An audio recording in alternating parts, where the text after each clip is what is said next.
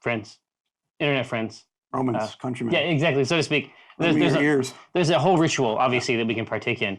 I am your internet friend, Jeffrey K. Horkrims. This is Acquisitions Intoxicated, for good or for ill. For ale? Good or for ale? Yeah. That just happened. Okay, so obviously when we retire and we actually create the brew pub, for good or for ale. It's holy shit, you've heard it first. We need whatever the Latin version of that is. Right. We need to have like the small sign underneath the sign with the chains.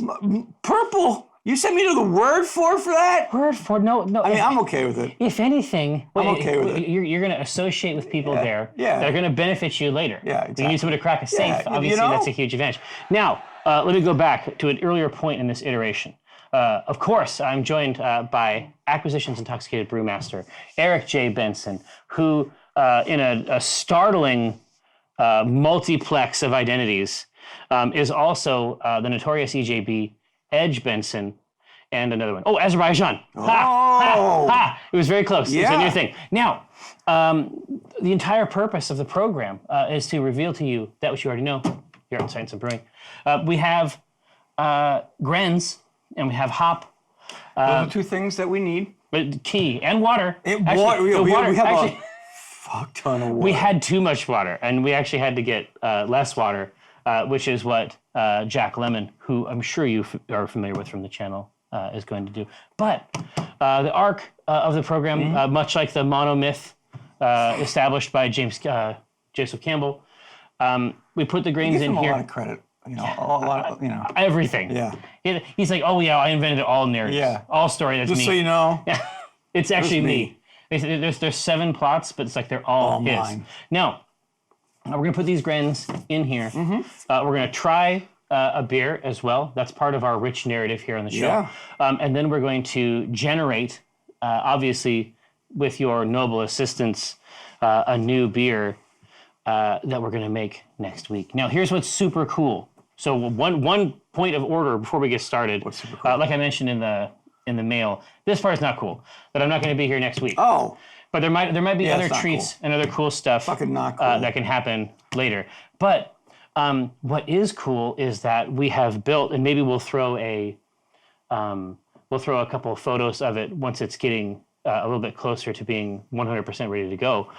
But obviously, with the help of Josh and Jack and Ghostly, now there is something much more akin to like a professional back end to the program, so that the beer gets made. Obviously, it beeps at the end, typically during war games, right? All that stuff is pulled away, but we actually have a section of the office. Indeed, it's where the Shadow Chancellor, the Scotch Goblin, Alyssa Grant, used to ply her wares. In the corner where she used to have her office, now there is metal shelving. There's going to be a beer fridge in there. So the back part of this process is good. The main thing that means is that we should hopefully, within just a couple weeks, be getting back into the cycle where we have weekly beers made, brewed live on the show, constructed as recipes in a collaborative mechanism. And then every week, of course, we can use the incredible table and bar Clues has made for us, and we can pull them with tap handles right off of that. And it's going to be a really, really cool era for Acquisitions Intoxicated. So, but first things first, let me prepare the vessel, the ritual vessel. And so what are we looking for in here? Which recipe are we putting together? Oh, I know which one it is. But you can go ahead. Riddle me this. Yeah. This is Excalibur. Pull the grains from the bag, my friend. Dude, here's the truth.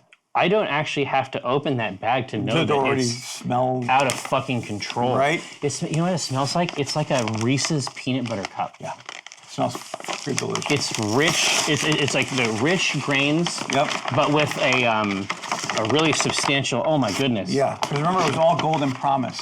Yeah, the base is our good, sweet golden promise. But what do we layer in? It's a little bit of crystal and a little bit of black malt. That's it. Which is going to give us that chocolate and roasty flavor. Exactly. Oh my goodness. Which means that this place is going to smell rad in the near term. So last time I almost put the grains absolutely everywhere. Let's see if we can do it this way. Let's see it, you know.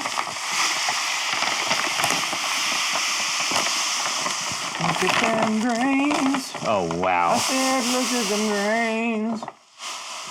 Look at them grains. All right, so that's a pretty robust basket. This is a hefty basket. Remember, this was 9 pound or 9 ABV. Well, yeah, I was just gonna and we're very near, and we can pull 9 ABV, just from the grain bed. I can smell that from here. Yeah, I know, right? But we can pull that just from the grain bed without adding candy sugar or something else. Like we can get to 9. Yeah. Just grain. Yep. Okay. It's when we want to do a barley wine or something. We got to go a little bit ham on the back. Oh goodness gracious! I'm not sure if you can. Can you throw the overhead cam again? I'm not sure. I think that you might be able to see it. Maybe. You'll definitely see it once it starts to hit the boil. But all throughout this, I mean, like cocoa nibs or something. The grain bed is actually studded with this black malt, and it is obvious. It's obvious. It's delicious. Goodness gracious! But I mean, it's really, really clear up close. It may be more difficult from the overhead camera, but if we could only have smell-o-vision. Exactly. But when the truth is, when you see, other side, when you actually see this brewing. You're going to see the color just go, like the SRM is going to go through the floor.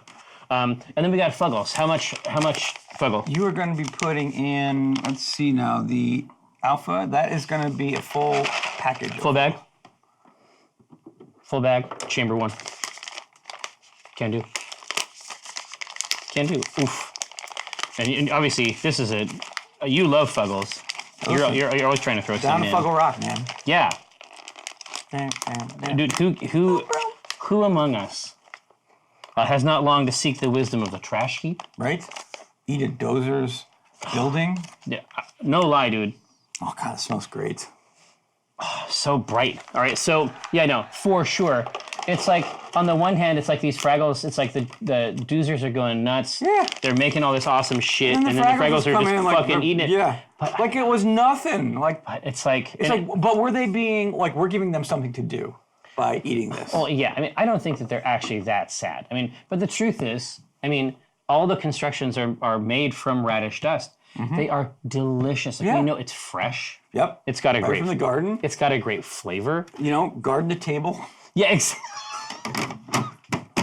But it's like obviously it's also a building, which is novel. Yeah. Right here. So this is ready to go. Are we synced up? Is the recipe synced up on the back? Should be synced up. Smooth. All right. Now, do we have? Is my is Clues' pillow over there? Oh wait. We need the water first. The water is on its way. Oh yeah. I won't start it. Trust me. It will yell at me if we don't have it. Yeah, that's very true. But I can get the front of this thing going here. Hello, Jack. Okay. Let's try this here. I think that I could have tightened this strap better. All right. Excellent. It definitely, like, the new ritual that we have for this definitely has there's a worship factor There's your in. to the whole thing. Like, the new process for the brewing show requires the pill obviously requires you to genuflect like before the altar. This is obviously it's exquisite. Clues made it. What's that? Well, no, I guess that's true. Here. You have the. Is this what we're looking for? Here, but all I'm saying is that this is it's already a ritual, but this has provided a lot of traditional ritual. Visual language to the whole thing. All right, here we go.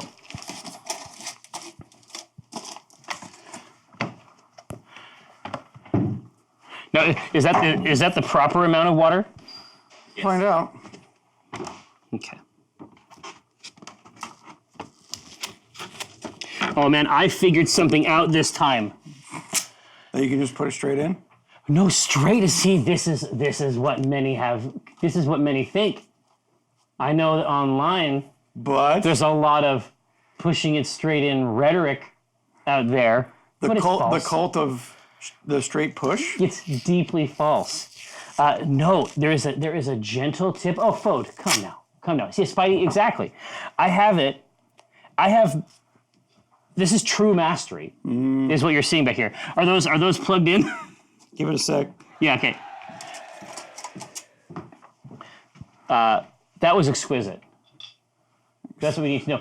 Yes, Daff, exactly right. So before, I have tried to like push it straight in, and I was trying to figure out exactly what it is. There is just a slight tip, and then I swear the law of gravity does it. The law of gravity resolves it. Oh, yeah, you have to make your foil hat for the kettle back there. I don't know if y'all done heard about that flow ride they putting in the water. Aliens out there on that Area 52? No, Area they 51 just to cover up. Well, I was just gonna say, it's like they got 52 of these areas. Yeah, whatever happened to 1 through 49? No, see, you're looking at 51, and it's like, okay, you're already in. They got you, right? You've already been bamboozled. Okay, go for it. You bet. So, what Mr. Benson has to accomplish, and one often sees foil in brewing. Like when we were out doing the brew day over at Two Beers, for all the stuff that he was doing for us, foil. Yeah. Foil all over the place. Yep. It's just like it's in the cabinet, ready to go.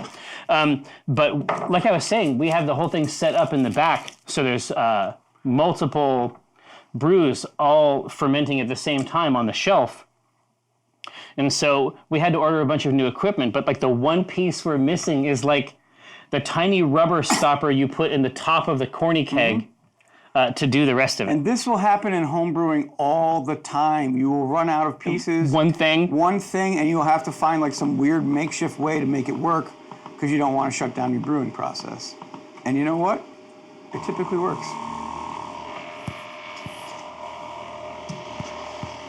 Okay.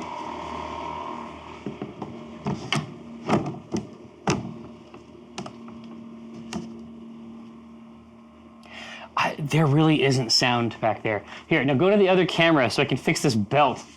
This is not an experience that people are interested in. I don't. That's the opposite of what I want. Do the groin. No, that's. Whoa! Get in there. Bow chicka bow wow. What? Yes. I gotta do this whole thing. It's not pretty, folks. No, it's not. We can see it from. Now pieces are falling off. Look at God, the world one by one. This is how the This world has been put ends. in backwards. What kind Not of with a operation? bang, but with a broken belt. What kind of operation are we running here? We have to ask ourselves: are we engaged in moral action? This is the sad part. We're stone sober. Yeah.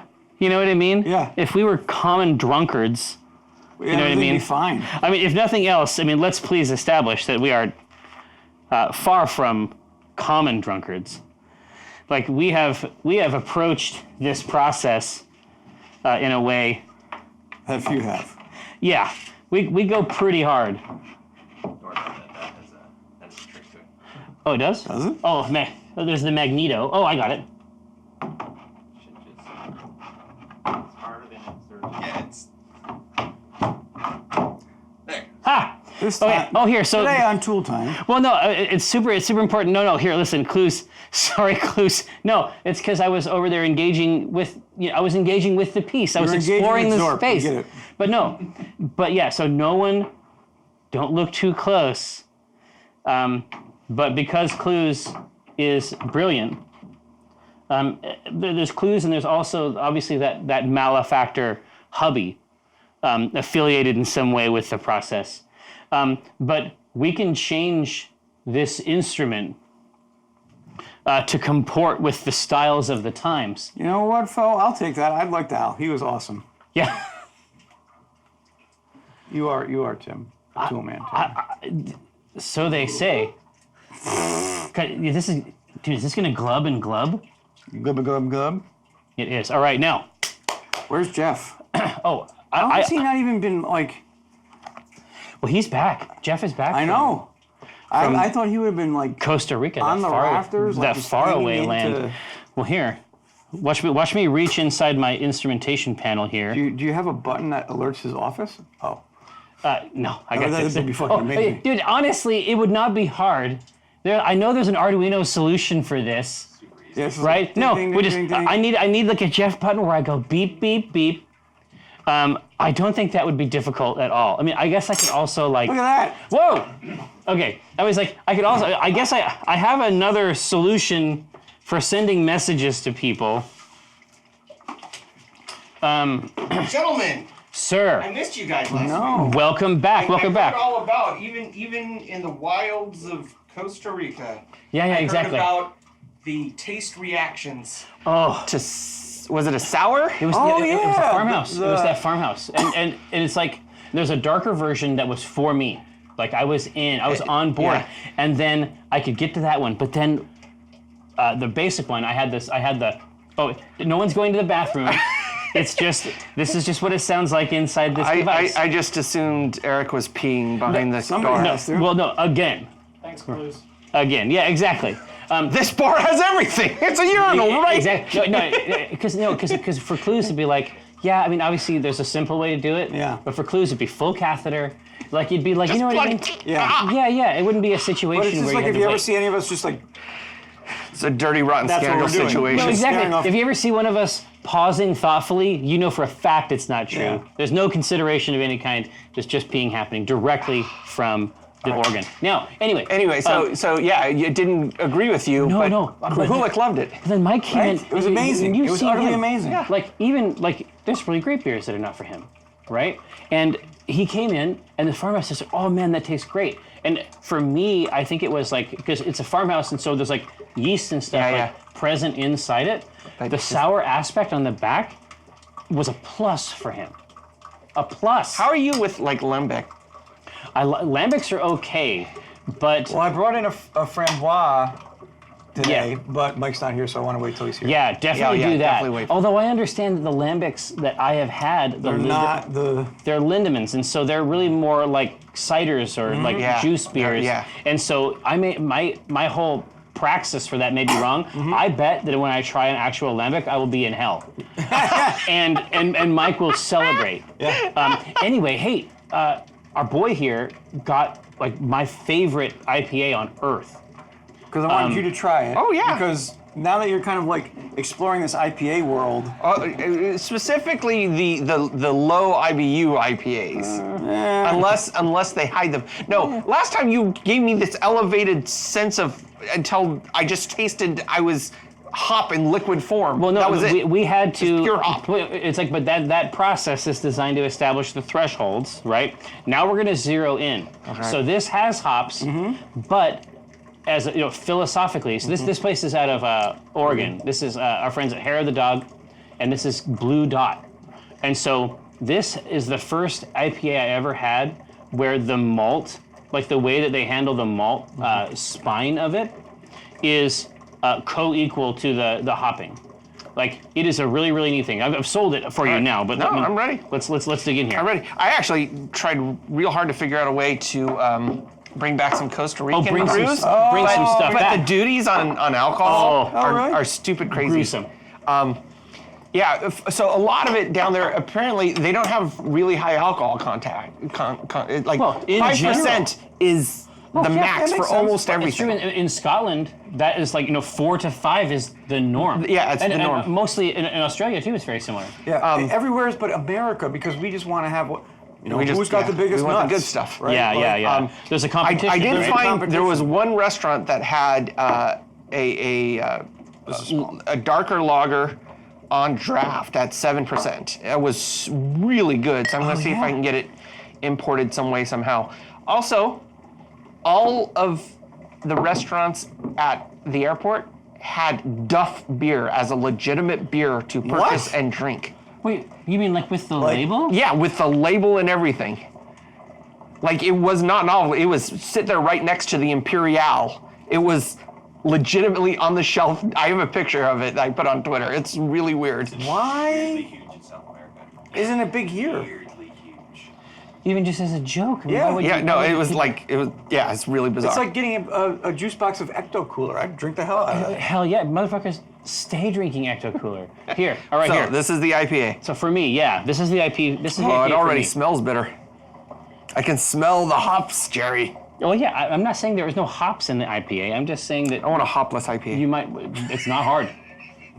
2 beers made a zero that's zero IBU IPA. Yeah, I know. I remember. It's really good.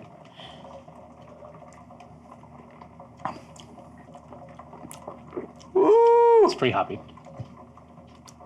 ooh, it's good on the front. Oh my gosh! But yeah, that's a mouthful of hops right on the end there, isn't it? Yeah. Like, Yeah, it is. It's a little fruit for. Like, I like the beginning of it. Yeah. Well, you know, what we should do is, I mean, their whole range is, Fantastic. well, Yeah. is exquisite. They have a beer named Fred. That's all you need to know, really. But the rest of theirs, Right said. Yeah. indeed, but the rest of their range is not, don't worry, I mean, I'll handle it. The rest of their range is just very, very good, but tends to be a little bit on the sweeter side of ales. Lots of candy sugar. That was the very first time I'd ever seen a beer you could Utilize candy sugar. Yeah, as like a core part Yeah, of it. absolutely. But it's easy. Those beers, luckily here in Seattle, are pretty easy to get. So I should grab you the rest of their range just so you can tap in and see what you think. So it's the first. Well, no, that's still. If you let it linger, it definitely gets real hoppy. I thought I was like, okay, the more I drink it, my mouth will. It would. Like, I'm like the same with mayonnaise. I really like mayonnaise. Yes. Those first few sips Yeah. are super bitter. And then you have the rest of the glass. yeah, and then it's fine. Yeah, I mean, I'm a fan of it. I mean, but they note on the front of this, and this is something they do that they've done for a long time, which is nice. Their recipes change, and so this is a blue dot from spring 2018. But that recipe has changed multiple times. Fascinating. And I don't remember it being so sharp up Yeah. front. That's interesting. Because the thing that drew me to it was how bold, compared to most IPAs, how bold the rest of it was. So it's like the different yearly vintages of a wine, where it's like it's Yeah, the there's same a- recipe, Yeah. but because the grapes or the hops in this case are slightly grown slightly different, or Generally speaking, I think that they might goof with the recipe. A good you example of think? this would be Okay. Space Dust. Like Space Dust Yes, became that's famous. huge, yeah. Yeah, Space Dust became famous using novel premium hops, but the modern builds of it, it's a different hop blend altogether. So this isn't so much of a terroir thing as it is a strategic thing. It's a scaling process. do hop like so if you have hops in a field that you harvest every year, Yeah. do the flavors change if it's the same? Do the flavors change? I can't imagine it's not as great as grapes do, like depending Yeah. on minerality of yeah, soil and You don't see it change too much. okay, it doesn't. But there are always experiments. Like even now, there are experimental hops, and if you go to local places like the Lagunitas, Yeah. when we stopped by their new Yeah. brew hole over there in Ballard, they had some experimental beers that were like undrinkable. Like we literally had to push them away, and some of them utilized like imagine us saying, "Hey, beer." That's No, we're good. not today. It's been a fun Yeah. time. Try to imagine where a beer has to be that neither of us can drink. Oh, that's a good point. right. Like But Keystone. Like I know I could find beers you wouldn't drink. I don't know that I've found a beer that you were like, no. his palate is broad. It would be hard. God, that makes you sound. I know I had hard. so many jokes and I'm on a stream, so know. I censored myself. know, And I right? appreciate that. I appreciate it. I'm still in vacation mode, so I almost said something very inappropriate. And I appreciate that you reeled all it right, in. whew, all right, professional Jeff. Anything with coconut in it is nuts. Yeah. The ghost pepper stays on. What is Oh, this yeah, yeah. heading over here that I see one name, and it reminds me of what we drank 2 weeks ago? We didn't drink this one. No, we drank something No, with with a lot with a lot of glitter. glitter. No. And so this is the thing. So this is Elysian's. Oh, it is a leaf. This is Elysian's That's awesome. glitter pale. It's a pale, right? Yeah, the Pride Ale for Pride, but it doesn't include glitter. What? I know. Well, That's that what I seems said. like but don't worry. We brought the glitter. Oh Jesus! All right. So we can get this thing All done. right, I'm not traveling. I will have the glitter beer now. How long did it take to get the glitter out of the glasses? Oh, really? So they did like last week. There wasn't remnants of glitter. You sugar- didn't have the glitter. It's sugar-based. It's sugar-based. Yeah, but still, You got a stir or something behind there? I'm just gonna do a shot of glitter. Oh, the stirrer was the advanced the technique, rainbow. wasn't it? Do you have another bottle cap or bottle opener? Oh yeah, lots. We have our clean ones from Belgium. It almost looks like a rosé. Oh, so Like coming out. I mean, it's got a kind of a reddish you're tinge to gonna it. wanna What? Don't you? You gotta. Oh no, here. split it in half. It's about the experience. Trust me. I have to. I'm cutting back on my consumption because of weight loss. But God trust bless me, you, sir. So that's gonna go up. It's gonna do its thing. Ooh, gosh, that smells good. What did they do here? Oh, here we go. It's a cream ale. Already, See, I moved it. I wasn't paying attention. I'm sorry. it's a cream ale, so it's already in the right spot. Yeah. But it has it's made with raspberry and blackberry. Ho ho ho. Wow. Yeah, it's got some pinkish tinge. Oh, it's gonna get a lot more pink. Oh no, it's a bit. Listen, No. Let me tell you. it's about to enter. It's about to enter an incredible realm. Well, here, pass it over here. Let's I can do like a more in blue the- screen backdrop with my shirt. It's more fun the more true beer is in tropical the drink. glass. So this is where we put the lines out on the table. Yeah, would you please? The lines? That's different. I'd rather have the limes. Put the limes in the beer and we drink it all up. All right, so what we're looking at right now is beer. All right. So now we're gonna add some rose. That's a watch it lot of Yes, because we don't fuck around. glitter. Now.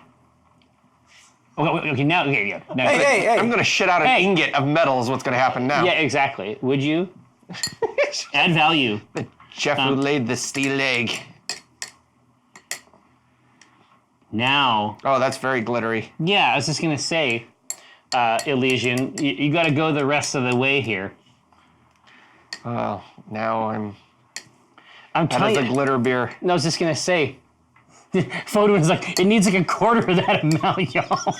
Yeah, that's a little overkill, wasn't it? Yes, Go empty big or heads. go home, Foreman. No, but I'm saying Yeah, like Wasn't there a Bengals song? Do you remember the glitter beers? exactly. But I'm saying look at it in the glass, super bewitching. But then look at the online. Oh yeah, it looks wonderful on the camera because it picks up the lights and then it looks. Yeah. Yeah, exactly. Yeah, Daphnis. It's essentially a lush bath bomb you can drink. Yeah, Shroomish, definitely. Especially since these are, it's sugar based. There'd be no way to actually do it. I'm just giving him shit. They're fine. Why are they adding glitter? No, I mean, Why are we not adding glitter? Look at that. That looks amazing. Still, to me, it looks like one of those novelty sand toys that you exactly. get. Suited. over. Well, here. Here, so you put I'll that. drink- Put I'll that in drink your the craw. glitter bomb. Put it in your goddamn craw. Oh, there you go, Fode. Yeah, have it like when you get a yogurt and granola thing, like at the store, or like when you're. Oh, damn, flying that's a damn somewhere. good beer, though. Yeah, I can't wait, dude. I can't wait. Put it over this away. Let me try some of this. That's a damn good beer. I like it. Like so, the raspberry tone. It's there, but it's not overwhelming. Oh, point. no, this is a Jeff beer through and through. You yeah, love it's got a you little like sweet. a raspberry wheat, right? Oh wow. I like beers that have a little bit of sweetness to them. Yeah, that counters for out sure. that bitter. I just like Exactly. but I don't want it syrupy sweet. No, but that ale, because the ABV is going to be lower in general, so they're not like trying to counter it with a hop. It's just a much more balanced thing overall. But yeah, the raspberry just comes out and sort of rests on top of the wheat. It has a lot of body. Yeah, that's really good. Well, I might have to have some more. Might have to. And now I have a unicorn in my heart. In my stomach. You have a unicorn within. All right. So, I mean, I feel like we accomplished our task. Yeah. We I'll did- just we finish this beer and then you guys can. No. No, make a beer. There's still more of that beer. Yeah. Here, you can take this. You can take it home. Enjoy. Yeah, because transporting an open container is not an issue in any way. No. No, you know. I'll just put it in my cup holder. Say, no, honestly, officer, I got it from work. Yeah, it's okay. They told me I could take it home. No, have them call me. We drank it in front of several hundred people watching on the internet. It's all good. Have them contact me, and I'll set them straight. All right. Thank you very much. I'm sorry I missed last week. Oh no. But, Godspeed. I'll watch the VOD. We'll be back at it next time. And have you seen the new area in Alyssa's old spot with the metal shelving? And take a look. So you'll see the last 2 weeks brewing labors established there on the shelf, so that we can get back into a weekly taste routine. Yeah, apparently we have to go buy a barrel thief now. No. Oh, No. Yeah.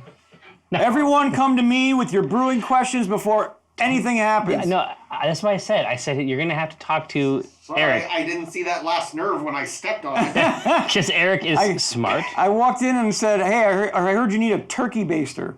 No, I would not use a turkey baster. I'd get a real barrel. Yeah, an authentic barrel we thief. I've been on enough wine tours. We already have one. All right. All right. Now, let's take a look here at the next stuff. So, couple novel themes out there jump to mind vis-a-vis the brewing show. Jeff, I love... I'm watching the trap. Yeah. Oh, yeah. So, Empty Heads, Alyssa's old office was sort of a cubicle type situation. Yeah, it's more of a nook. She has her own zone right now that is not the nook. All right, now, but we need themes, right? And so one theme, we moved into Hex Blade. Mm-hmm. I still think there might be some headroom in the idea of a warlock that serves the natural world. Okay. That seems especially spooky to me. Like I was talking about Jonathan Strange and Mr. Norrell. Mm-hmm. It was either on this show or it was actually during the table talk. But the idea of serving fey creatures that don't authentically understand mortality in any way that we can, it sounds pretty bad. Yeah. I don't think these are, they're not our friends in the classic sense. No, right? because they're not thinking on the same... No, time scale. Yeah. They don't really 100% understand about bodies. And do they really care? Yeah. A Sherlock beer. We did not do a Sherlock beer. Generally speaking, we try to focus on the fantasy realm. But Daphnis, no, I haven't seen the board game, but it's strange that you mention it. I saw it over at Osprey when I was falling down a very, very deep, dark hole called the Bolt Action War Game. Oh no, it was bad. It was the other night, so we'll go into it when we're doing the votes and stuff. But Eric and I discovered Tabletop Simulator. That was a bad discovery. And it has not been good. It's not been good. I mean, it's been wonderful, just not in the... Yeah, it's been wonderful for gaming. But, I mean, I used to get to sleep a human hour. No. And that's gone. I don't want to do anything but simulate tabletops. Yes. 24 hours a day. Cars and... Yes, I know how to flip tables, new DM. That button is just right up there at the top. Thornwatch definitely works, I think, as a theme. But Empty Heads is correct. Book characters, no. I think there's a path there. So 2 dry cloaks. Have you tried the VR version of Tabletop Simulator? Not yet, but I will. We're getting there. Generally speaking, VR is a novelty. In Tabletop Simulator, my guess is that it's going to be that rare case where it actually makes more sense. Works really well. Yeah. So do you have hands? You have your controls you can pick up, and you can pick up something. It's That's it. When you're playing a card game, is your hand on one of your hands? yeah, it's kind of like a very basic skeleton. You have your little controllers. You can basically pick Well, up that's stuff. Oh, no. There goes my sleep schedule. Oh, no. All right, now, so theme-wise, 2 dry cloaks is a tabaxi hordes person, so a kitty cat obsessed with sparkly things. So that might be an interesting one. And there is the occasional beer that does include catnip. There's one from Black Raven. Black Raven. The first version of it was not good. Yeah. It depends on how much catnip you use, because it can have like a minty type vibe. Sure. At first, it was not good. Did you ever try it? Yeah. Ugh. God, I think we actually had it there. Yeah, I think we we did. actually grabbed glasses at the place. Yeah. Ugh. No, they fixed it. Yeah. They fixed it later. It was pretty good. Now, changing beer for Verdun, it'd be interesting. I don't know how it would change. Raven King, pretty cool as a theme. I like that. A sorrel beer, that'd be interesting. The Chris Perkins beer is actually a cider. We will get to it eventually. Let's see. We've done a lot of dark stuff. Oh yeah, Miracle Berry can do some weird stuff in there for sure. Space Coriander. So it's basically, so go back into that nautical, right?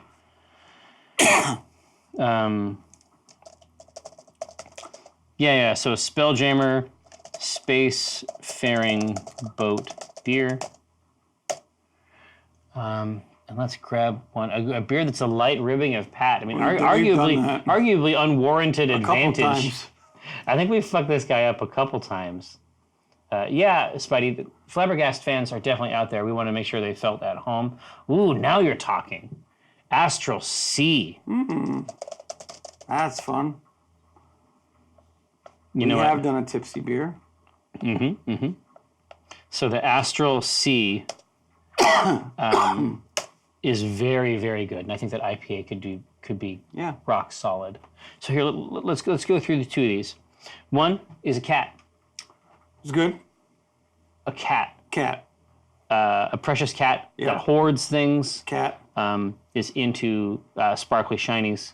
The other is going to be themed after, what we call in the third season, second arc of the C Team, the Velvet Cloak. So that would be the sort of astral space, basically like the fantasy version of space where you can still like sail a galleon in it. Because that's what you do. It is what one does. So we'll take a look at that. But we have a heap of cues over here too.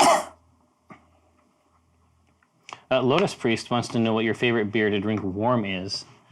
Mine is Weinstefaner. Mine's Hobgoblin. Hobgoblin? What's the Hobgoblin? It's an English dark ale. Oh, it starts to get good. As it's like you have you start having a conversation, forget it, come back and it is somehow improved. Blind Cleric says, it sounds like you also subscribe to the idea that Fae lack the limited perspective on how fragile humans are. Well, definitely. I mean, Fae folk are not from the prime material. Right. By definition. Their time scales are different. Their ideas. It isn't like they don't revere the natural world, but they revere like an abstract version of it. Yeah, I mean, they're not living by the same, principles, The same moral limitations. ideas. Yeah. Oh, Atria Ventrica is saying that Peekaboo just did an email blast the link to your stream. Oh, that's awesome. horrifying. Yeah. By which I mean awesome. Horrifyingly awesome. But it's quite true. Combine them. Exactly. No, if you have materialized here, by virtue of that email link, obviously, welcome aboard. Acquisitions Intoxicated. You can see, in fact, is there a shot of the Pico? Do you have the Pico cam ready to go, George? Pico Kern. Ooh, look at the color. I was just going to say, so like I said... Woo, it's looking good. Like I said, so you saw it in the grain basket. You were looking at that golden promise. Hi, Big Red King. It's mostly Thanks for the shout out. Hey, Beer King. Now, so take a look. Look at that. How cool is that color? I mean, understand that it has not been at work very long. Yeah. This grain bed is putting in some fucking work. But this is why, I mean, especially with the new Pico Z and oh, it's a treat. It's a delight. I mean, we can't it's going through the process much quicker, much simpler. And you prefer the new tool? The new back end system is fantastic. It allows the home brewer to change the temperatures much more easily. Oh, that's right. During the You have more step knobs. phases. Basically, you have more knobs, so you can do nerdier shit. It is utterly amazing. So Yeah. they took everything they learned over the past 5 years with the Z, or the Zymatic, and then made it 10 times better with the Z. But also, there's other stuff too that maybe isn't like as awesome, like isn't as cool to talk about. But the better pump heats up faster. Yep. Okay, I mean, really basic stuff just works better. And I think the main thing that for us is that we obviously have it in a sound dampened chamber. You can see our the delightful clues went hard on our casing and everything. But once we close the front of that, we really can't hear it. I mean, the only reason I can actually hear it is because I have my corny tank back here, like literally at my foot. I mean, that's the main thing, right? But in terms of the sound presence of it, if you're using it in your garage or in your kitchen, like You're not going to notice it. there's no comparing the two actually. And then on top of that, you can do sous vide and coffee. I can't wait to try the Nitro cold brew. Dude, so how should we do this? So, one moment, chat. So we get steaks first of all. well, I was just gonna see. So, do we turn this into a show where we just eat meat? Is that in the cards? How is that not a thing? Like, do you expect me to say no to a question like that? Imagine a scenario. So, imagine a scenario where we have a small sort of hibachi scenario. We did the sous vide on the steaks, and then we take the steaks. Imagine that we slice them, and then do the final sear. Yeah. Perhaps on a river stone. Oh yeah. How do we feel about this program? Is this program acceptable to you? All right. So, but in terms of the Nitro tap, because we actually wanted to do a Nitro tap anyway, so maybe we would run the Nitro tap line to the opposite one. Taps, yeah. Right. So what would you say is the best case scenario for that? So we get the Nitro tank, and then Nitro taps have it's a specific tap head that the nitrogen basically forces it through and creates the small bubbles that you sort of see. Yep. Think of it as you've seen when you go to the bar and you see a Guinness tap.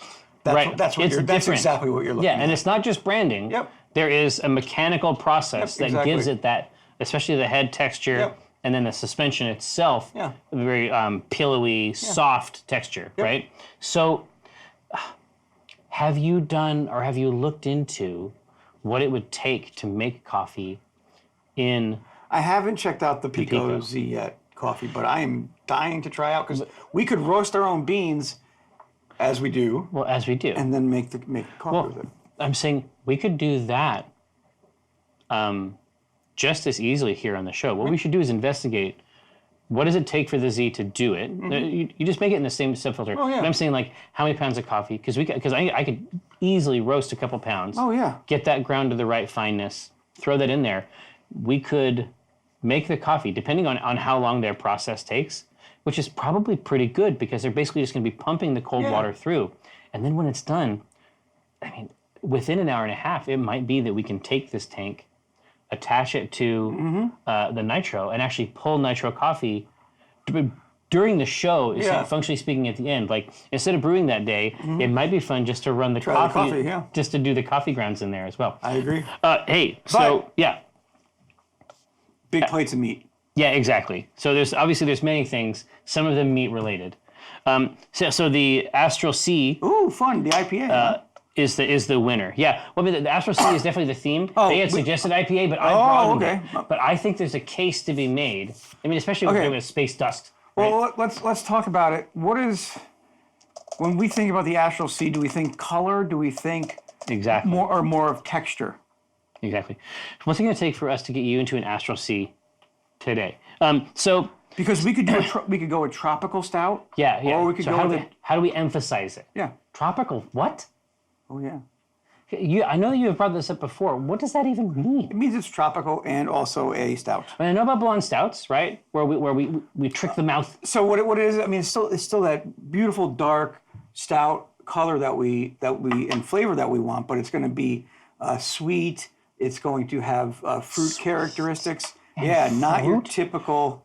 Where do you get them from? Yeast, or do you get them from hop, or what? Hops and additions that you put in. If you want to put in fruit additions, there's so many ways you can achieve that. I can't even. So is that something we think of when we think of Astral Sea? Like, well, is what we're talking about, right? Is we're talking about we want to try to capture the mystic rivers that flow through the universe. Tropical Stout is a study in opposites.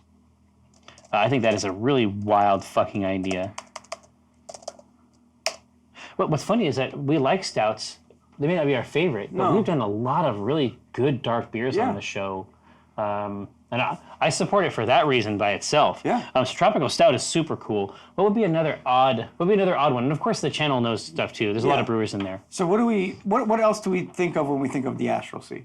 Yeah. What are some other ideas? I mean, yeah, the main thing for me, like the overriding aspect of it is just how strange it is. And surprising, which is why I like the Tropical Stout. But what would you say does it have a flexible color or a color spectrum? Yeah. Does it have a texture? Do you think? Silver color, odd physics. Yes, we're gonna make a mercury beer. That's the key. That's the draw. Nitroka is talking about barley wine. Yeah, so we're just talking about that it's viscous in some way. I mean, the phlogiston is supposed to have odd physical properties as well. Kettle sour hazy with the sparkles. God, you know what? I'm taking this away from people for a while. Okay, it's getting hidden. It's only coming out on certain occasions. Barley wine is monstrous. Nitroka. I'm not sure if you were with us back when we did it, but we did the Doomgate barley wine. Yeah, that was delicious. Good God. I mean, how long did that sleep? 6 months. It was a monster. Now, Goza is interesting too. I think that a Goza, if we have the Tropical Stout handled on this side. Yeah, the Goza would be very interesting on the other side of the spectrum. Let's bring it over here. So let's say a Goza with a fruit addition. I mean, obviously, I love grapefruit as a note in general. The Sculpin. Yeah. Mwah. Well, when we did Pat's beer, it was a lot of orange peel, coriander. Yeah, exactly. So moving to a sharper citrus or another fruit, we're going to do a Goza with a fruit addition. Yep. And so what we're talking about when we're talking about Goza is a mild souring, but also salt to kick off a sweet fruit presence as well. So these are both winners. The only bad thing I would say is that we're going to have to wait weeks. Yeah, I know. Try in order to have it. But we can't lose in this vote. No. There's no way to lose. Quite the opposite. Quite the opposite. Yeah. Apricot. Oof. Oh, that. Oof. All right. Hey, now, what kind of beer would the daughters of Malith keep aboard coriander? Now, that's interesting. Did we do that? Eyes of the Grove? Yeah, we've definitely done that. So, Eyes of the Grove was, gosh, was that dark? That's well. Let's go. We'll save it. I was just gonna say, yeah. Let's go back in. Go to the leaderboard mode. S.A. Wells wants to know. There's a porter. That's what I thought, right? Yep. So this is in that continuum here. Yeah, it was Golden Promise. It was all biscuity and roasty. Oh my gosh, look how rich. Yeah, that was really good. Right? So London ale yeast, basically that means beer. Right? It's a good call. Yeah, I mean basically solid call. Turn these ingredients into beer. So basically what I'm saying is that the yeast is not what this is about. No. Fuggle, we know about this. We just threw it in. Flavorful alpha bittering. But the wheat, that's interesting. Roasted wheat, special bee, and biscuit. Yeah, it came out really, really wonderful. God damn. Absolutely. So I would say that that's probably something like they would have. It'd be dark, rich, but essentially it would be a boki. It would basically be something like food. Yeah. My suspicion is that would essentially be a type of food. Yeah, that's true. For the Grove. Which, functionally speaking, I mean, monks just lived on it. It's possible to live on it. What do they call it in Firefly? They go to a planet where they have something called Mother's Milk. Oh yeah. Which is like their local thing. Yep. And then the doctor guy is like, Mutters. Yeah. The doctor guy is basically, it's liquid bread. Yeah. It's like, it's just grains and then, right? What was the song they sang for what's his name? I forget it. The Hero of Canton. I have not watched it since it was out. There you go. There we A go. man named A man Gene. named Gene. All right, now. Fantastic. Thank you for that reminder. They want that tropical stout, and we're going to give it to them. Essay wants to know if this bar is like the Lone Wolf and Cub baby cart. What fearsome weapons are lashed magnetically under that trim? Now, I mean, the primary weapon we have is alcohol. But I mean, arguably, I could reach down and, if my enemy were a can or bottle, you know, I could learn them. I could learn them pretty solid with this, or a can or a bottle, or a nut of a very specific size. Oh, is this the size of the? Hang on, one moment. Nope. No. Isn't it bike? It's a bike thing. Oh, it's a yeah, bike yeah, thing. exactly. Because I had to go get those very specific, those 20 size Yeah, wrenches to pull off the keg posts. Ooh, a fig and walnut stout. That sounds really cool. Fig. Oh, see, again, we're talking about food. Yeah. And that would be like rich and have like a savory, soul-supporting texture. Right. So the cool thing about a tropical stout is we can go with classic stout flavors. It's going to be a sweet stout, so Yeah. we can use things like lactose and Oh, so move into that milk realm. the milk realm, but also you can add items like licorice, dried fruits, anything like that to give it a different type of fruitiness inside of there. Licorice. Molasses is another thing. Oh, that we could see, put in. now you're talking. Molasses is a base. We already know. We experienced that a couple Mm-hmm. weeks ago. Molasses can be processed as sugar, but it does not leave. Like Yeah. the carrot, like that heavy sweet character of Right. molasses does not leave. Dried mango sounds fantastic too. Oh, yeah, see, that would be an amazing addition. Yep. Whopper. Empty heads. Whopper. Now, licorice might be a heavy lift. Some anise might be interesting. Mm-hmm. Maybe even like a toasted anise seed Could be. might be whacked out in here. Yeah. Anyway, so my suspicion, Mr. Benson, is that already you are hungry for the stats Oh yeah. that you crave. Oh, so, yeah. So let's jump in. So let's Yeah. get to a recipe. Now we are going to go with. Yeah, it's a stout, so I mean we have some ideas about the color it might present. Yep, absolutely. So first, let's talk about the ABV. Yeah, Generally, this is going to range anywhere from 5.5 to 8. yeah, How does this compare to the Astral C? Right? exactly. So Does it ha- what do we does- think of it? Does it is it so viscous? So if it's at 8%, the viscosity is probably slowing down ships. Yeah, if exactly. It's at like the 5% range, well, does that allow them to travel along the current? Yeah, more traditional C, right? Here, so in terms of the ABV, let's give them that range. But Demetrius has a good point. The Astral C is disorienting, which would. Now you're talking. So you have That choices. might be a nice access. Is it disorienting at a higher ABV, or is it traversable? Yeah, At a low- 5. at a low Yeah, ABV. 5 is strange, but smooth. And then as we move up into the, let's see, 6.5, even keel. And then we're going to move up to 9. You were saying, Jesus. right? 8. 8. Yeah, let's do 8. Yeah, whoa, 9. Whoa. What? I'm turning this boat around. We just made a 9. Let's ease up. 8 is going to be disorientation. So take a look at that. See what you think. Thraptastic says, is there any truth to the rumor that Pico insertion is an exclusive trait for followers of Timora in 6E? It took a very long time to figure it out. S.A. Wells also knows... S.A. Wells knows a lot of stuff. But the Brewpub credo is pro bono aut Cerevisia. Final A is long. Cerevisia. That's long. amazing. Long A is A, right? Pro bono aut Cerevisiae. That's how you can tell the aficionados from the tourists. No surprise there, I say. No surprise Yep. that you've brought your scientific rigor into this new arena. Xanthos D says, I have made 2 scotches. The beer, not the spirit. Of course. Lots of Scotch ale fans here.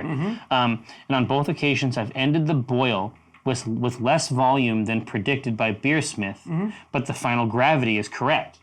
That's fine. Any idea what I'm doing wrong? You're not doing anything wrong. As long as you have that final gravity, that's right. That's all that matters. So hook them up with the FG. So you have your original gravity and a final gravity. Original gravity is what you get after you're done with your boils, and then you're going to have your terminal gravity once you are done with your fermentation. I gotcha. And that's going to tell you what your ABV is. You take those 2 numbers, do a little math, shows you what your ABV is going to be. If you wanted more, of it, Yeah, exactly. just add more water. It's just going to dilute it, and you're going to get a little bit less, a little lower ABV. And at that point, you just tamper with the grains, add more grains. Yeah. Just goof with it on the back end. Yeah. I just love it because, there's helpful people in the channel. Disco King is like, hey, listen, are you getting enough final volume for the effort? Like, Are you making beer still? And what is probably really happening, if you look in BeerSmith and you go up to the top where it has all of your stats and everything, under batch size, there's a brew house efficiency. And it might be that your efficiency that you're getting from your system is not directly correlated to the efficiency that BrewSmith is using. And if it's different, that's going to give you different figures. It looks like they're looking for the 6.5 even keel for the stout, which, as is so often the case, I think is actually really good for the beer. 6.5 ABV.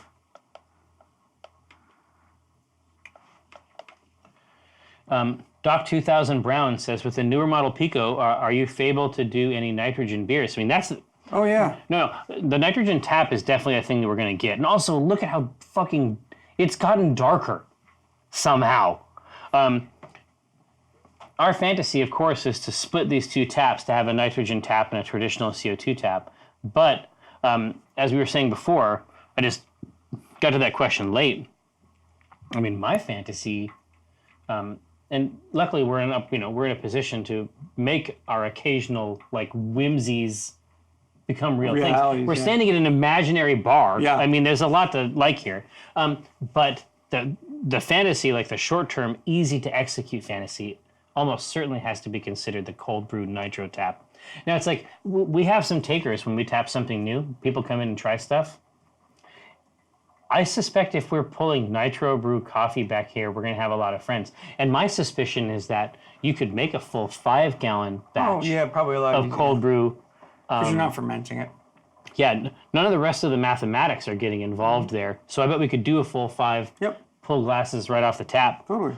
Ooh! All right, now, next up, we are looking for that CERM. So we're going to go anywhere between 30 and 40 on this one. Yeah, no, this might actually be a stout, narratively speaking, that might benefit from a lighter color. Yeah. Right? Just about that opacity, right? Yeah. If it ever comes up, there it is. Yay! All right.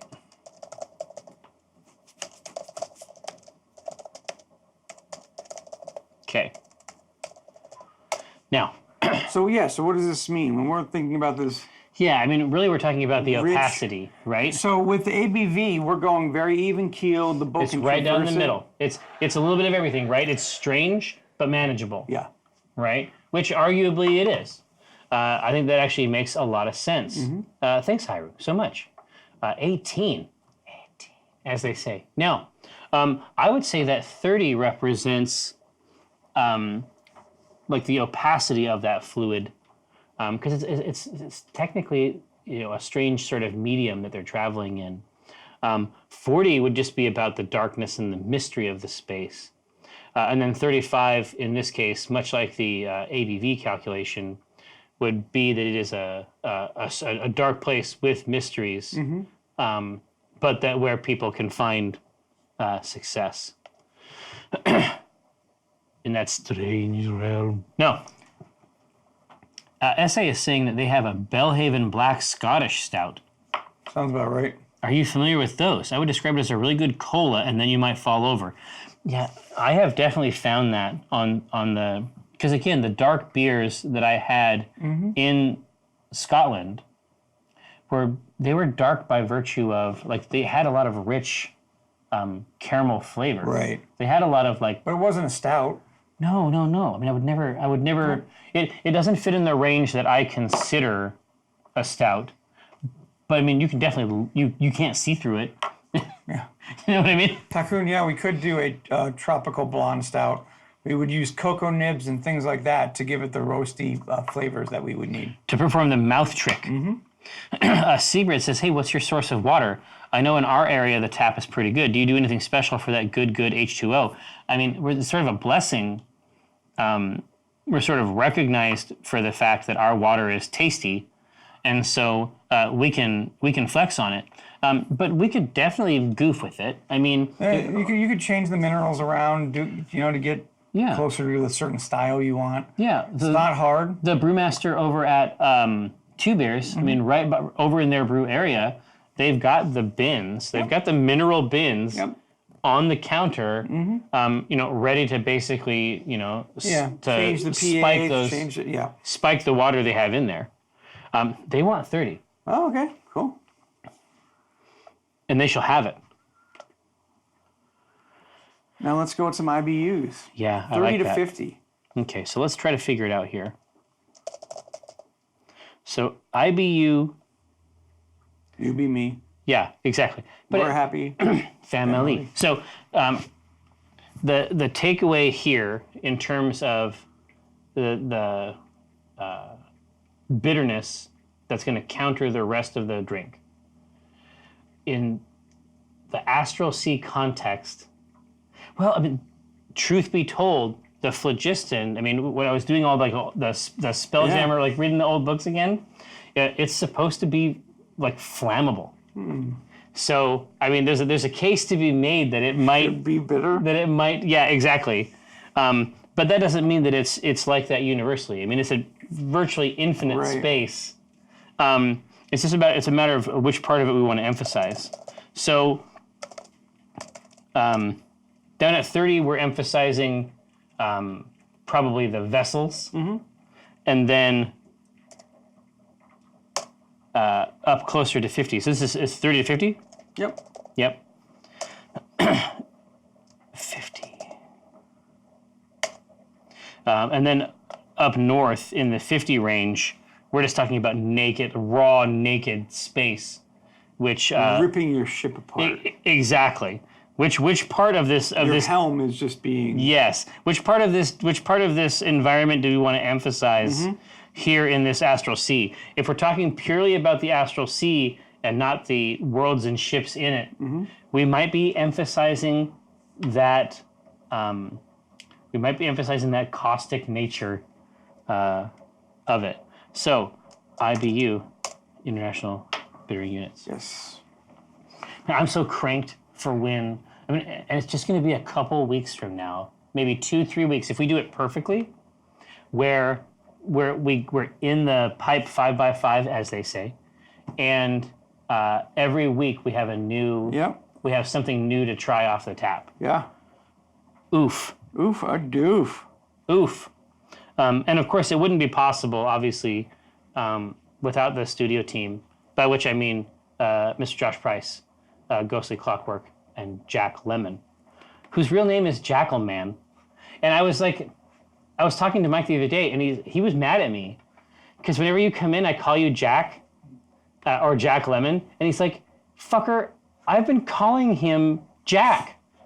His name's Mike." We actually got that clipped. Oh, you? oh, is it? It's actually in there. Okay, good. I just wanted to make sure. He was not pleased. He was not. That was not a joke. He was not making that up.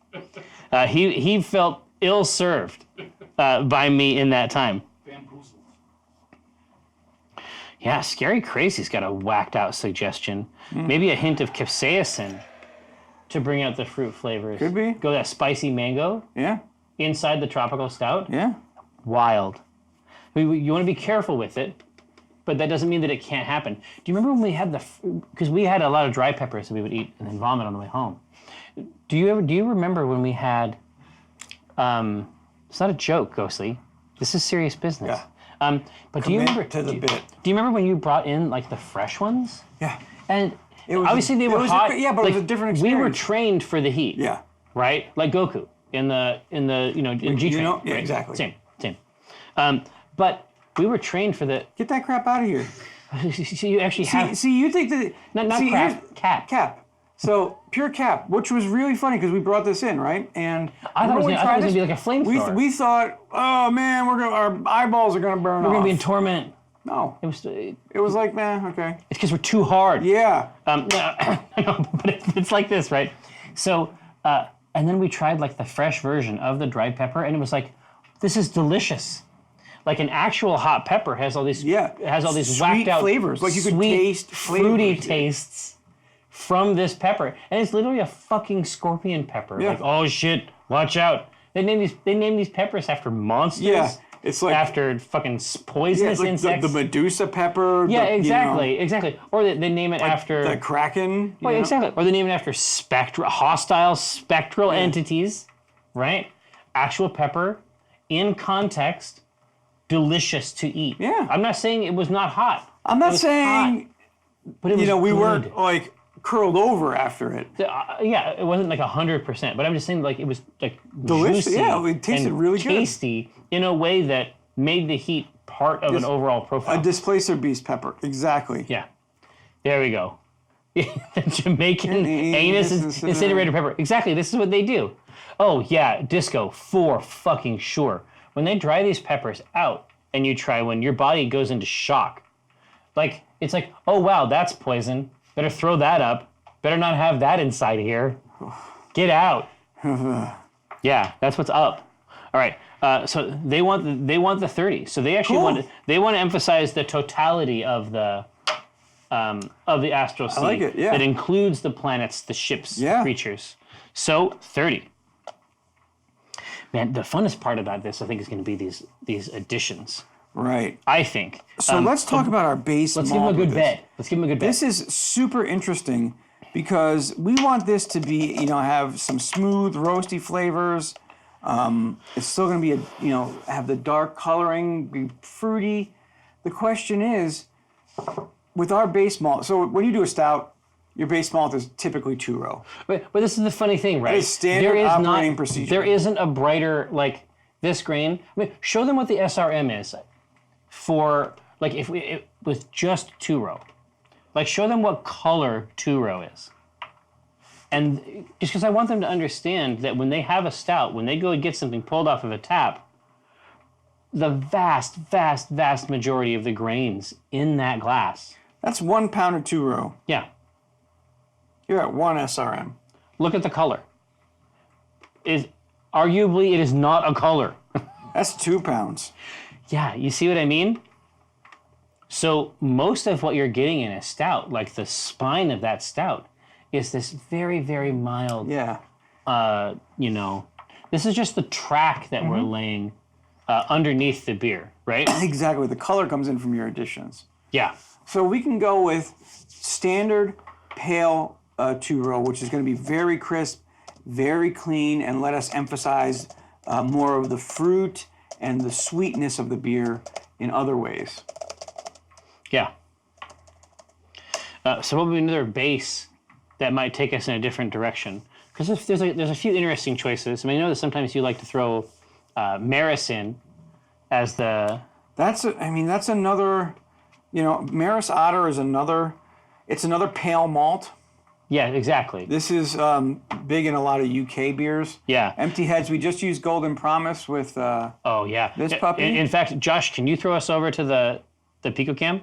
So what you're seeing in here, by and large, my friend, is Golden Promise. It's just that the black malt that is in this thing has, even the very, very small amount of it that's in there, has completely taken over the color. And in fact, it's most of what you can see in the grain bed. There's 7 pounds of Golden Promise in there, and only a half a pound of black and a half a pound of Crystal 20. Yeah, it's gonna be so good.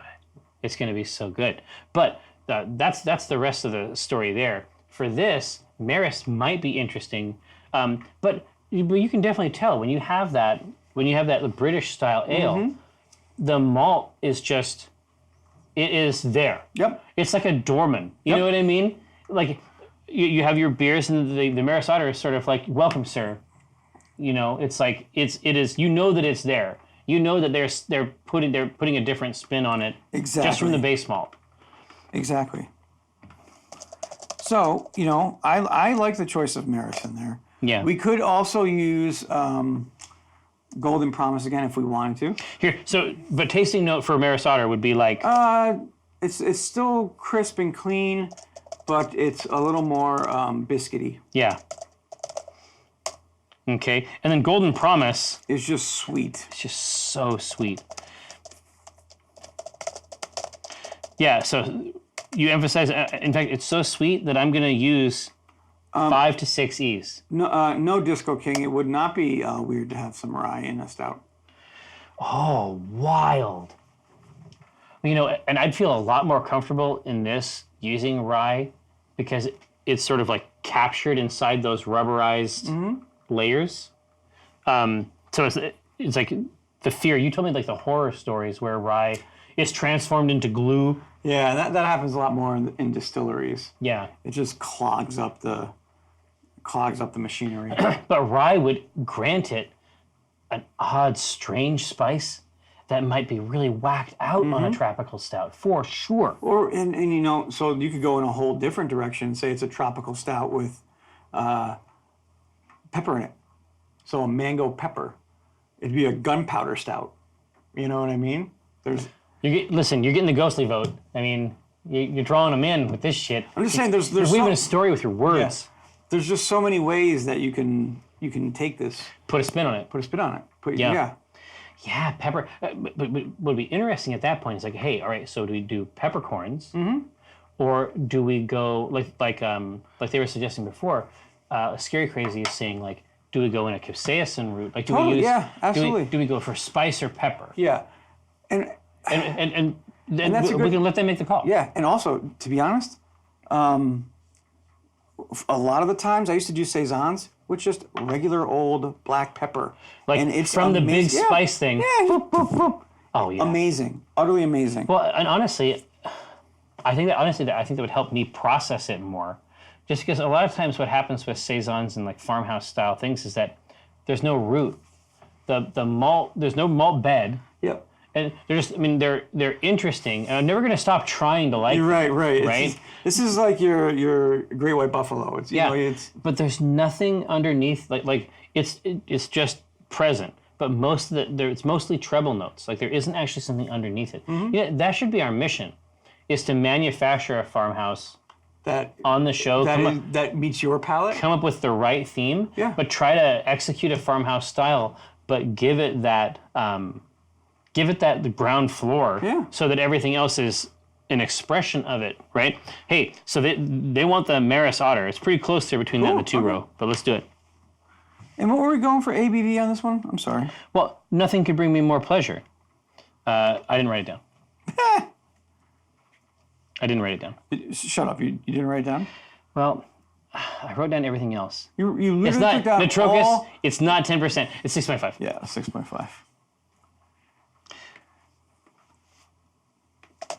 Oh no, the ABV I did write down. I didn't write down the IBU, but I remembered it. It's 30. Okay. Yeah, that's You know, right. he's trying, folks. You know what? I do my best. Now, so that's going to be rock solid as a bed. God, we have so many cool ideas and choices. So I think the first Yeah. thing we want to denote Is the new base? no, Or it's kind of the new flavor. malt? No, it's kind of the flavors we want to see in this Yeah. in this beer. Do we want this to be more roasty and coffee flavored, or do we want it to be more chocolatey flavor coming from the malt itself? Yeah. Underneath? I think coming from from behind. You want to give me two grains that express these disparate philosophies? That's a good idea. That's a good way to do it. Okay. Is it time to bring the bee back? Is it time? I think it may be time to bee is experiencing a resurgence. You know what I mean?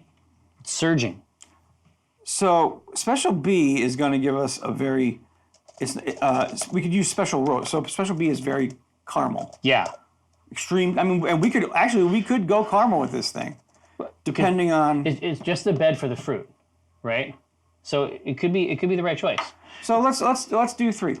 Yeah. Because with a stout, you really do not need to add a ton of grains to this. It should be 2, maybe 3 grains at most. Yeah.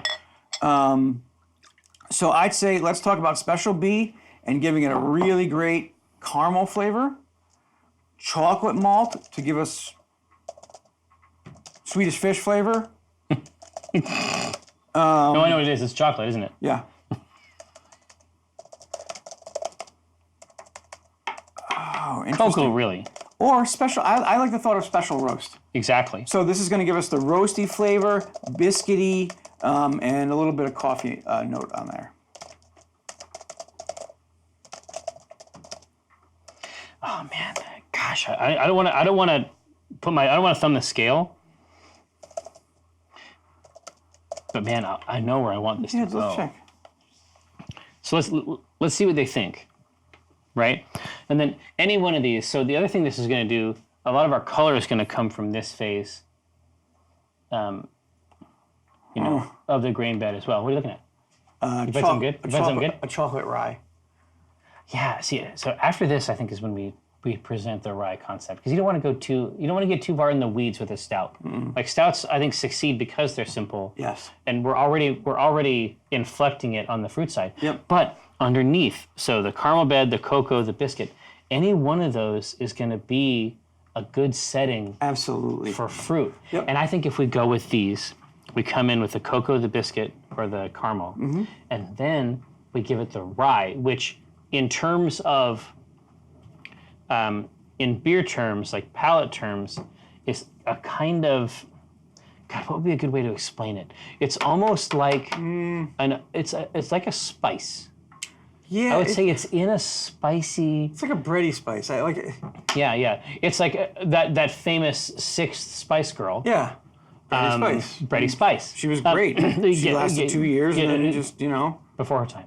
But some people just didn't get her. yeah, they didn't get it. And I didn't appreciate but bready spice, yeah. So it still has malt character, but it has this like novel. I was going to say odd, but it's not bad. But it's rare enough in mainstream beers that it's worth calling out. It has a spicy character. Yeah. Well, especially a lot of local places will do an all rye night because it does give you that flavor. Reuben's alone. Well, they had something like 15 ryes. Yeah. We had some. I won't lie. We drank some of these beers. Yeah. Did you see Reuben's opened a new tap room too? Yeah, I did. It's super funny. So, the corner store that I can usually grab some decent stuff from, I was talking to him, and because Reuben's is local enough that they go to your corner store and they're like, hey, we would love it if you'd give us here's some samples. We would love it if you gave us a tap. Because it's all inches, and a corner store actually has way more leeway than like an Albertsons or a Safeway or a Rosar's back in Spokane or any of those, a QFC. Yeah. Every inch of those, I mean, you know this, so this is mostly for them, but every inch of those is rigorously defined by multinational brands. Yeah. Right? And so, but that local store isn't necessarily like that. They might have one wall, right? And so the Reuben's guy comes in and he's like, hey, listen, here's some samples. We would love it if you could give us some of this stuff. And Reuben sells really well at that store, and so it happens a lot for him. It works out great. But they opened up the new place, and they were just having a conversation with him about the new tap room. And he's like, well, here, you're going to go like Fremont. Because like Fremont, if you look at, so there's It's Fremont. right by that pizza place. Exactly. Behind that pizza place. But there's like Fremont. Let's see. I'm going to turn around, right? Because you need to know this, right? So here's Fremont, and then here's Leary Way, and then here's Ballard. And so this no man's land here, this dangerous, lawless area, is called Freelard. It's bullshit. Colloquially. Ugh. But Fremont's gone. Yeah. They have gone hard. They have a massive warehouse building, and then the Rubens, the dude who runs Rubens, is just like, I'm not interested in that. I want to have this many employees. I don't want to have any more employees than this. I don't want it to get any bigger than this. Yep. I just want to make beer. I want to make relationships with people locally, and I don't give a fuck about anything else. And I found that interesting. Like Rubens is out of this world stuff. It's great. So did they But keep they the still old play. place? Yeah, they still have both. But I'm just saying that they still play, and that's the main thing, right? Mm-hmm. They want that cocoa. Okay, I like that. Cocoa. All right, so we have got something rock solid here so far. I think this is all. So what was our this is all great stuff. what was our IB or our color? Your CERM 30. All right. So not much. I mean, not So too we bad. add a quarter of a pound. It brings us up to 18. A half a pound is right at 27. Perfect. Look at that color. See, and that's rich though. That's a solid color. A+ wood drink. A+ wood drink again. Oh, here, can you throw up the BeerSmith? Yeah. So take a look at that color. So here's how it changes just by a quarter of a pound. Yeah, and it's not much, right? I mean, that's just not a lot. Yep. But the flavor, I mean, even from that small amount, obviously there's big color, but the chocolate malt, that amount, I mean, you can see on the Pico Cam what we're looking at here. And that's not a crazy amount of black malt, but it's fucked the whole thing up in there. It's transformed it into night. Night. Yeah. So our IBU is our SRM is solid. We can build to the ABV correctly. Now is it time to consider rye? No. Well, yeah, we can consider rye, or we can also consider a sugar addition. Oh, to get up there? Not for ABV, for taste, like a lactose for taste. Oh. To give it, a more creamy feel. So lactose, creamy, sweet. Yeah, maltose. Yeah. What, is that the other choice? I've never used maltose. Maltose. Is maltose literally malt sugar? Yeah. It's maltodextrin. So should those be the two choices? No, so I think we should go with the rye. Oh, so lactose is basically, do we take this in a milk stout, creamy texture way? Yep. Or do we take this, or do we move into spice? Yeah, I think you're probably right.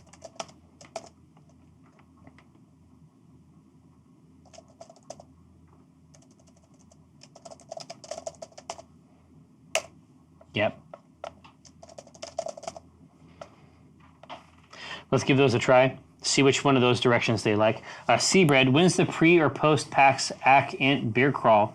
Generally speaking, the community manages those, and I strongly suspect that this channel would be the right place to find that info. But it's a couple months out yet, so it's probably not ready. It's coming up quick. Yeah. Jay Brooks, Dev, if your brews could give special video game style effects, what brews would give what effects? I mean, the truth is... What brews? So we got 70 of them at this point? Right.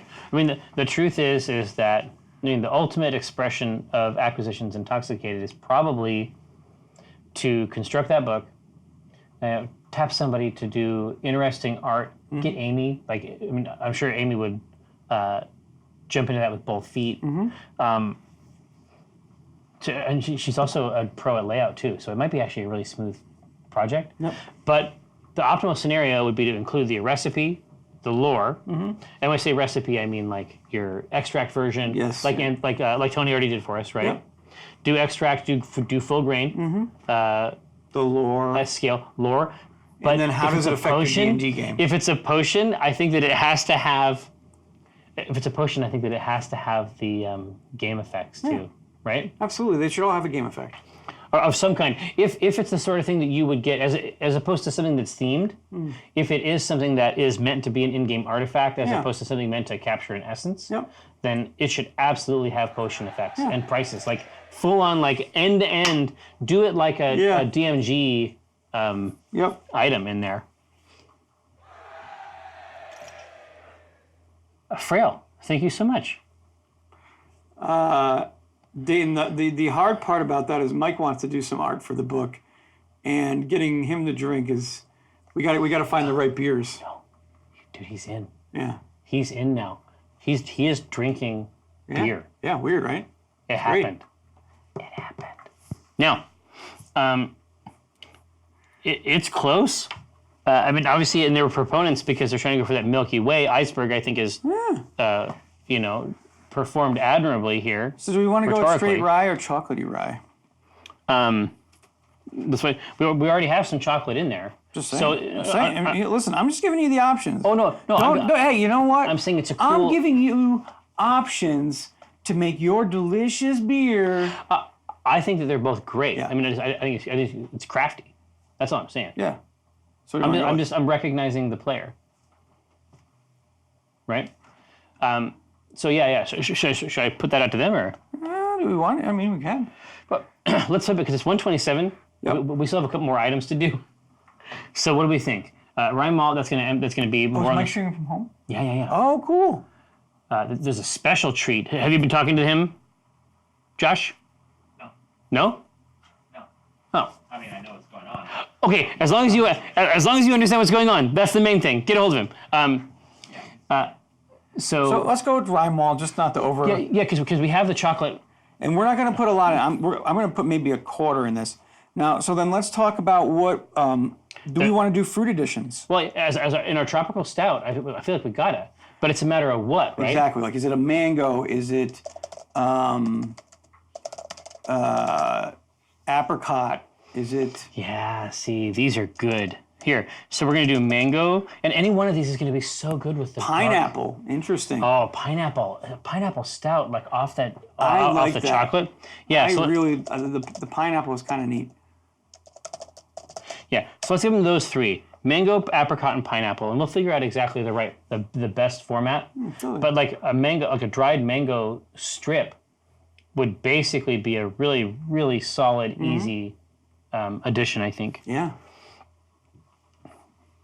Yes, it might be a little extra frothy. We'll have to bring Chris in to clean all this shit up.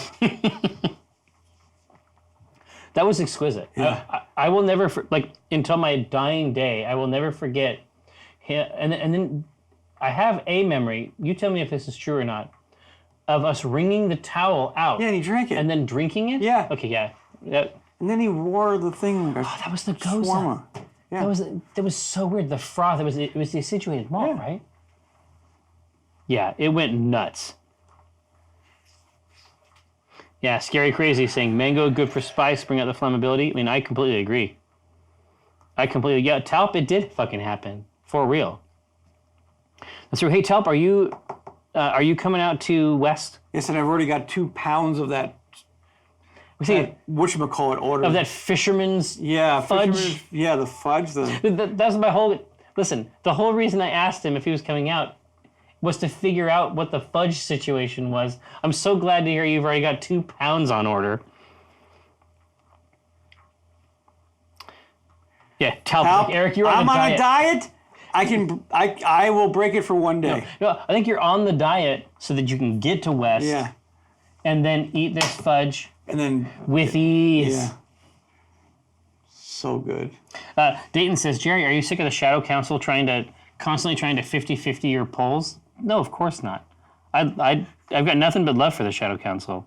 I like that challenge. Oh, I could easily eat 2 pounds of fudge in one day. You don't understand this stuff. I mean, it's not fudge like you think of it. It's like shortbread fudge thing. It's bread that is also a blonde fudge. I don't know what's going on with this dude. What's going on in Scotland? Pure magic. Now, pineapple. Okay. Pineapple. See, what's going to be interesting about that is that against the chocolate, it's going to be such a sharp sweet. Especially against that'll be really nice against the 30 IBU. Yeah. That'll give it a little bit extra bite up at the top. Perfect. Jack, are you writing this stuff down? No, it's all contained. No, I just saw him writing. I'm like, that's great if he's writing it down. No, that's great stuff. Now, so do we need to figure out if we want to have that spice aspect in there? Yeah, do we want to put any pepper in there or Let's not? see. It's the spice options are probably no, pepper. Yep. Or something on the, or let's not say pepper. Let's say peppercorn to be specific. Yeah. Or spicy pepper, right? Mm-hmm. And I was like, in my mind, I was like, spicy pepper. Did you put black pepper on there? Yeah, peppercorn. When I saw the spicy pepper, I was like, I don't know. But the truth is that they've never been wrong. If it's ever gone goofy, it's just because of something else. Like the recipes have always been good. So if they choose that, what it means is that that's good and that we should do it. I agree. All right, now, boys, have you cooked us up a diabolical scenario for a kill team at 3? Oh yeah, I mean we're on narrative play now. Oh, damn, that's right. So we're gonna start trying to do that. We'll figure out that after battle stuff. After battle. Exactly.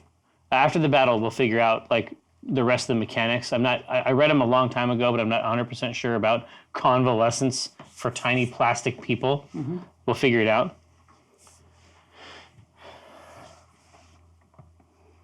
Yeah, I got 9, 13.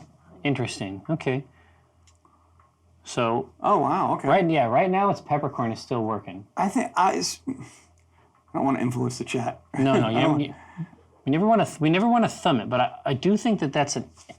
Gosh, I bet that a peppery pineapple. I bet that that's actually pretty good.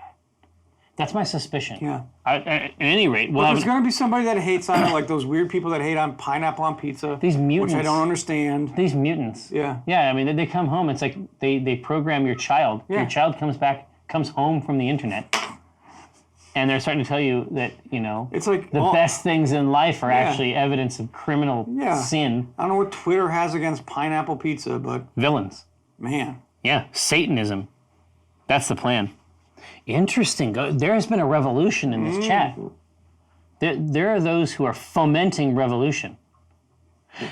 So yeah, I like that. So Fodwin, they actually have, is it Zeke's? They have what they call the Hawaiian volcano.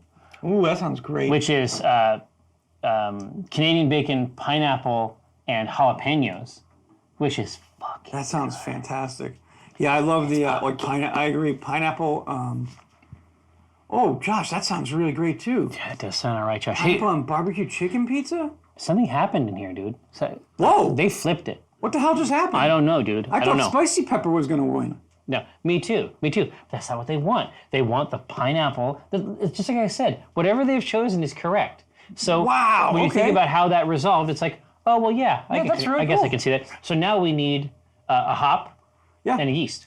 So we are going. You do not overhop these type of stouts. It's only 30 anyway. Yeah, I mean. But even if it wasn't, you're not putting it. This is not like doing an IPA. It's not like doing a hazy. It isn't about hop. Right. Right. So I'm going to give 2 choices, and they're going to be of a similar family tree. One's going to be Cascade, which is strong, spicy, floral with a grapefruit characteristic.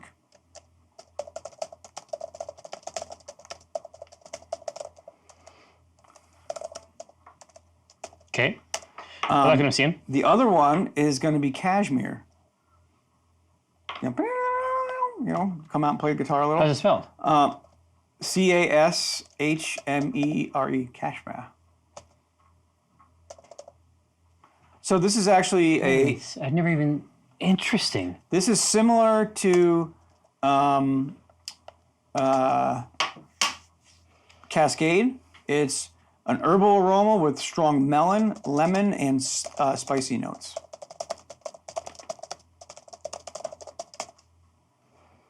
It's such a Well, weird. spelled with a K. It's such a weird plant. You know what I mean? Such a weird Robert plant. Row. Okay, let's try this here.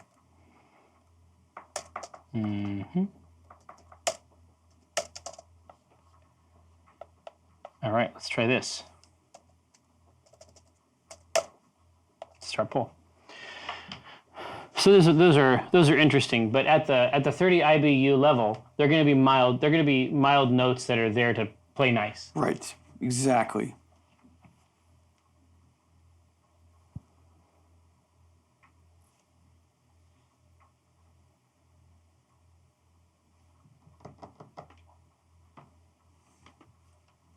And Atrokas, I also love this show. I think it's a real treat. we are very excited. Hey, so did you pass the channel's Yes. IPA recipe over to Two Beers? Yes. Waiting to hear back from him. Exactly. So our scenario with Two Beers is that the ultimate fantasy is that we are going to we're doing a collaboration with Two Beers around the time of West that theoretically is going to culminate in, I say theoretically, but I'd be very surprised if it didn't happen. One always just wants to, try to conform to reality as much as possible. And it's very complicated. But what will almost certainly happen is that there will be a can run of Acquisitions Intoxicated / Acquisitions Incorporated IPA of some kind around then. So we put the recipe together. We're definitely excited about the recipe. No plan survives contact with the enemy, obviously. So we have put that over to them basically to make a batch, experiment with, try to figure out exactly what the right route is, and then the end point for that is that this is something you could purchase in a can. Indeed, maybe even a set of cans. It's very true. It's not even close, dude. I think you gave them something special with Cashmere, and they want to be a part of it. Yeah. Yeah, the herbal and spicy notes. The melon, I think, is part of it, but having that spicy note to hit off the rye, I think you've drawn them in. Now, with our yeast, Yeah. we're going to go with a traditional, an American ale. The tasting note I have is American ale. This yeast will turn the wort into beer. Solid. But is there any other notes you'd like to? I would always go with dry, crisp, things like that. Yeah. With the good ones, smooth, clean, Yeah. well balanced. Exactly. This in Mario Tennis. This is Mario, basically, right? Yeah, yeah, exactly. All the stats are right in the middle. The next one, we're just going to go with a European ale. Oh, This is going to give us more a stronger malty flavor. yeah.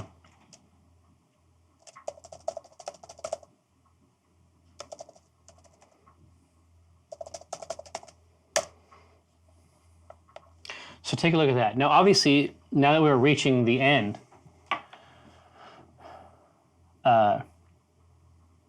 Nitrocus, but you're going to share the recipes elsewhere, of course. That's always been in the plan, in multiple varieties, of course. But the fantasy, of course, is to make a nice book that you can secure and celebrate the last couple of years of brewing with. God, that's weird. I know, right? It's fucking crazy. Now, this is vital. So even as you type these numbers in, keep in mind the Astral Sea, the Velvet Cloak. Yes. What is the name of this bizarre tropical stout beast we have manufactured collaboratively? This is some Shadow Council shit. Right, 50-50. You see this? The horse shit? Yeah, Rip is like, hey, I think you want crisp and clean to get the best from the cashmere. That's a Too good much malt idea. taste might overpower it. It's very interesting. Rip, that's a really good way to describe it. Yeah, it's all these. Every one of the items we've added is just these knobs, right? We're just trying to dial in the channel. Yeah.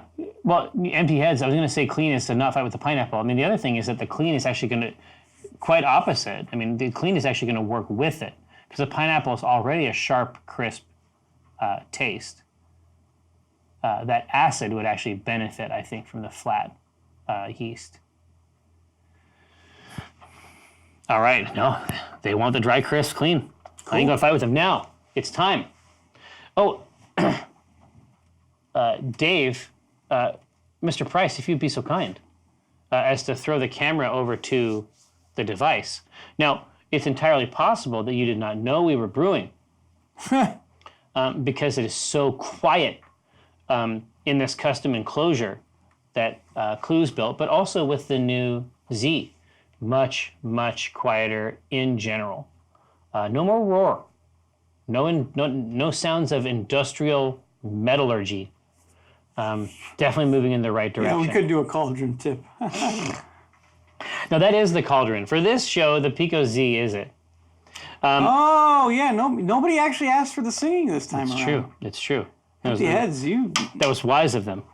Now, sauce fire, for sure. It was definitely like a saw biting into a steel rod. Now, so now it is time for the name, and then we can send this bad boy over to our good friend Mike Rahulik. Getting impatient. Oh, is he? Oh, I believe it. Well, let him know. We've almost got it. Yeah. Oh, Stout of this world. Pretty good. I love it. Astral Aliens. Displeasure Cruise, Pineapple Espresso, Pink Hair, Astral Grains. Heavenly Body. Oh, Black Void, Lost at Sea. Black Void is such a lovely. I can see the label. Ethereum. Ooh, Ethereum is lovely too. Celestial Suds.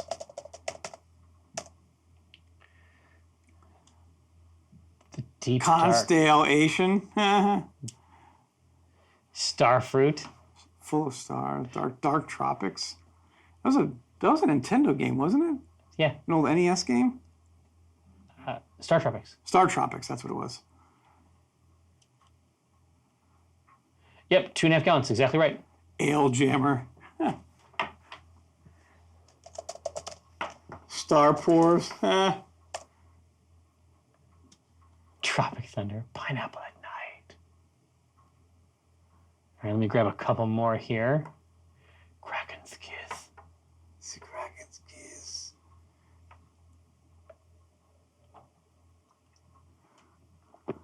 Flow Rider. Holy shit, essay. That's great. Jesus. You monster. Amazing. I'm putting it in there. Fuck yeah. Astral Rider, that's another good one. I think we got what we need here. Let me hit that. There's a bunch of really, really solid ones here, and it's only 6, so that's pretty healthy. Kilgar, sweeping in with the Dave Matthews Band, Somebody had to. flexing on him. Yes, are you pleased with yourself, essay? Vaporlock says, hey, will the recipe book be like the old Monster Manual, a binder to which one might be able to add pages? Now, That's a cool idea. well, I still have one of those. all my old stuff, all my high school stuff is actually back there. The old Monstrous Compendiums, Yeah, the compendiums. where you just got the sheets. Yeah. It was a white binder. Lovely. But yeah, I had not considered the front, but it should be that. I was thinking of it being, because I have a lot of brewing books. They're pretty traditionally presented, generally speaking. It never occurred to me that we should be thinking about the book as hard as we think about the lore for the beers. Like, it should be like the Monster Book of Monsters, right? I mean, it should actually be an in-game artifact that represents all that stuff. Totally. No, I think it's Stout of this world. Oh, wow, really? Very Yeah, cool. Stout of this world. I thought Flow Rider was going to get it. That was... Yeah, it was a strong late edition, very strong. Now, Stout of this world, I think this is going to be another A+ product. Thank you so much for your support. Thanks for hanging out, obviously.